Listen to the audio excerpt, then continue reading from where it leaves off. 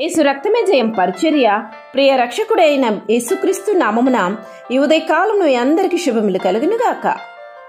అయితే ఆయన వెలుగులోనున్న ప్రకారము మనమును వెలుగులో నడిచిన యెడల మనము అన్యోన్య సహవాసము గలవారమై ఉందుము. అప్పుడు ఆయన కుమారుడైన యేసు రక్తము ప్రతి పాపము నుండి మనలను పవిత్రులుగా చేయును అని దేవుని వాక్యం సెలవిస్తున్నది. ప్రియ సహోదరి సహోదరులారా, యేసుక్రీస్తు నిన్ను నన్ను రక్షించడానికి ఈ భూమిలో జన్మించెను. మన కొరకు తన ప్రాణమును అర్పించి తిరిగి లేచెను. మన కొరకు మనల్ని ఈ నరకపు శిక్ష నుంచి తప్పించడానికి తిరిగి రానై ఉన్న దేవుడు ఆయన ఒక్కడే. ఆయన తప్ప మనల్ని ఈ నరకపు శిక్ష నుంచి తప్పించడం ఎవరి వశము కానే కాదు. పాపము చేసే ప్రతి ఆత్మ శిక్షింపబడుతుంది.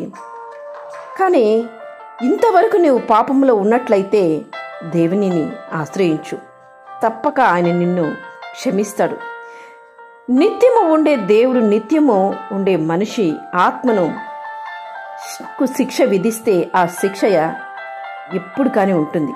ఆ శిక్షనే నిత్య అగ్ని, నిత్య నరకాగ్ని. అటువంటి నరకాగ్నికి నీవు చేరాలని ఆశపడుతున్నావా? మనిషి మరణించినప్పుడు ఆ ఆత్మ నరకానికి వెళ్ళినప్పుడు అక్కడ యుగ యుగములు ఆ నరక శిక్ష భరించవలసిందే తప్ప అక్కడి నుంచి తిరిగి వచ్చే మార్గము ఏదీ లేదు. నరకానికి ఉన్నది కేవలం ప్రవేశ మార్గము మాత్రమే. దేవుని వాక్యం సెలవిస్తుంది, అక్కడ అగ్ని ఆరదు, పురుగు చావదు, ఏడ్పును పండ్లు కొరుకుకొనుటయు ఉండునని వాక్యం సెలవిస్తుంది. ఇటువంటి స్థలానికి నీ ఆత్మ శరీరము వెళ్ళాలని ఆశపడుతున్నావా నా సహోదరి సహోదరులారా? ఇదంతా మిమ్మల్ని ఏదో భ్రమపెట్టాలి, భయపెట్టాలి అనే ఉద్దేశంతో నేను చెప్పడం లేదు. కానీ దేవుని వాక్యం, దేవుని రాకడ అతి సమీపంలో ఉన్నది. అంత్య దినములో ఉంటున్న నీవు నేను తెలుసుకొని దేవుని యొక్క శిక్షకు పాత్రుగా కాకుండా ఆయన ప్రియ బిడ్డగా ఆయన చెంత ఒదగాలని, ఈ నరకాన్ని తప్పింపబడి ఆయనతో యుగ యుగములు మనము ఆ నిత్య పరలోకంలో ఉండాలని ఆశతోటే మీతో ఈ కొద్దిపాటి మాటలు పంచుకుంటున్నాను. ఈ లోకంలో నీవు నేను కన్ను మూసిన తర్వాత ఎక్కడికి వెళుతాము? అంత భయంకరమైన నరకానికి వెళ్ళాలని ఏ ఒక్కరు కూడా ఆశించరు. మరి ఆ నరక శిక్ష నుండి తప్పించుకొని పరలోకానికి వెళ్లే మార్గం ఏమిటి? ఆ ప్రభువైన యేసుక్రీస్తు మాత్రమే. అందుకే ఆయన అంటున్నాడు, నేనే మార్గము, సత్యము, జీవము అని. నా ద్వారానే తప్ప ఎవడనూ తండ్రి యొద్దకు రాడు అని.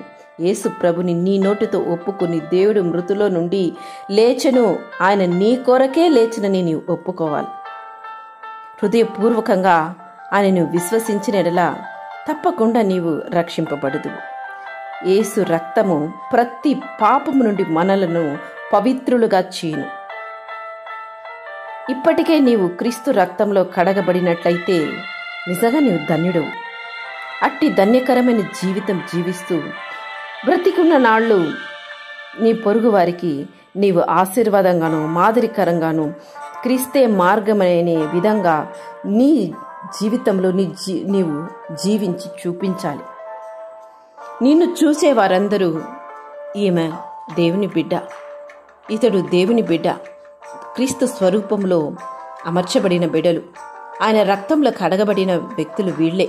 అందుకే ఆయన అడుగుజాడలు వీరు నడుస్తున్నారని నిన్ను గూర్చి ఇతర సాక్ష్యము పలికే విధంగా, నిన్ను గూర్చి దేవుని ప్రేమను రుచి చూచుకునే విధంగా నీవు సమర్పించుకోవాలి, అర్పించాలి. దేవునికి దగ్గరగా నీవు జీవించాలి. ఇలా జీవించినట్లయితే నీవు మాత్రము కాదు, నీ చుట్టూ ఉన్న వారిను ఈ నరకాగ్నికి తప్పించబడుదురు. దేవుని ప్రేమను ఇతరులకు రుచి చూపించు. దేవుని రాకడలు ఏ ఒక్కరు విడువబడకూడదనే ఉద్దేశంతో వారి కొరకు ప్రార్థించు, పరిశుద్ధంగా జీవించు. ఆమేన్. యేసు రక్తమే జయం పరిచర్యలో మీ సహోదరి. God bless you.